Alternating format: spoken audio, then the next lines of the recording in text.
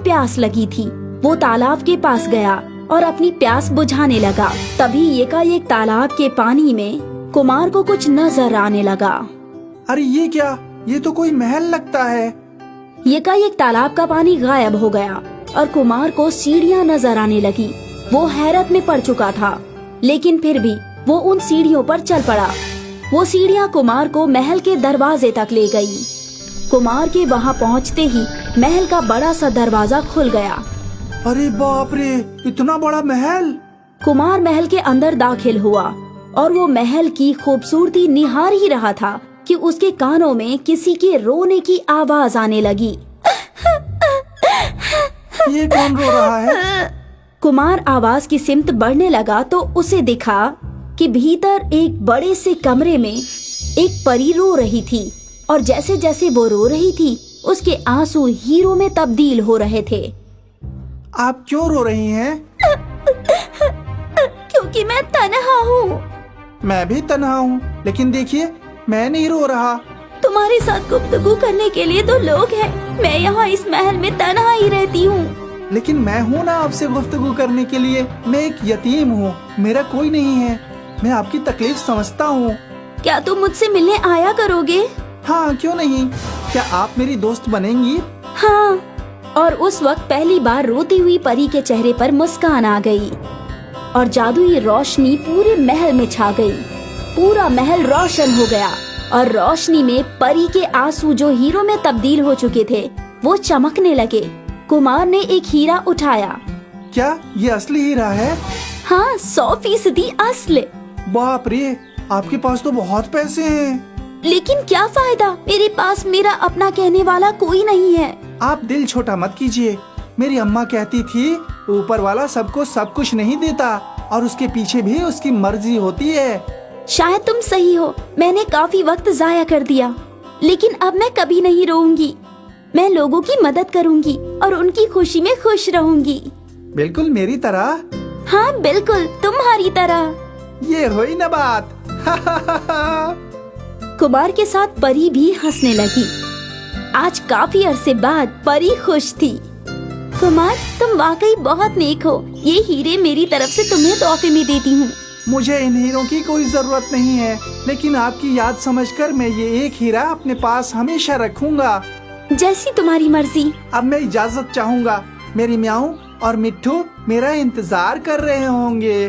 ठीक है, लेकिन आते रहना। हाँ आऊँगा, आपसे गुफ्तगू करने। अच्छा, अलविदा।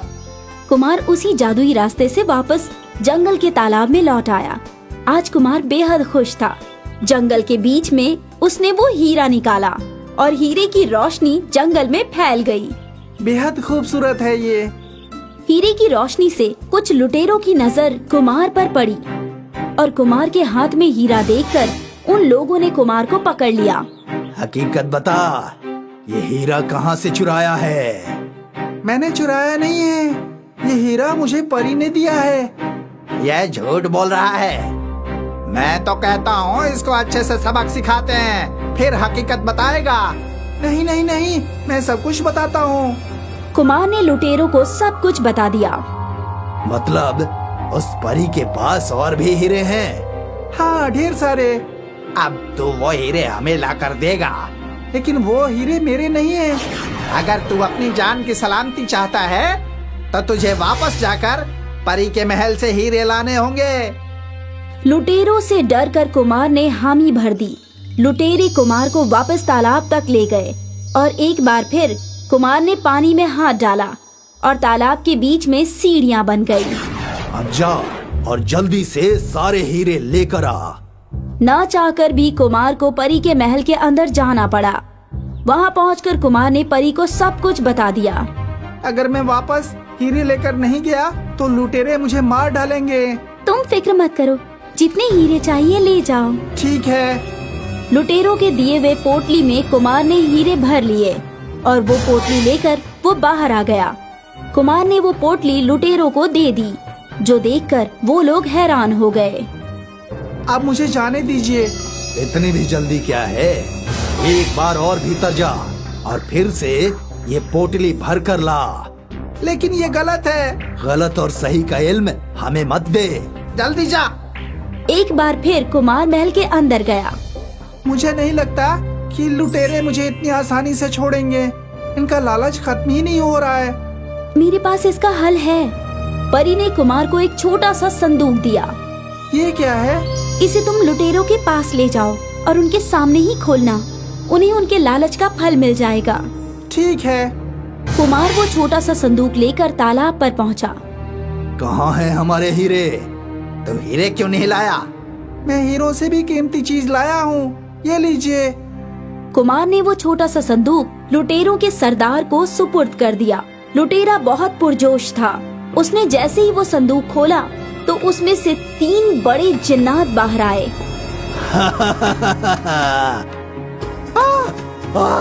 बचाओ बचाओ बचाओ बचाओ, मुझे बचाओ।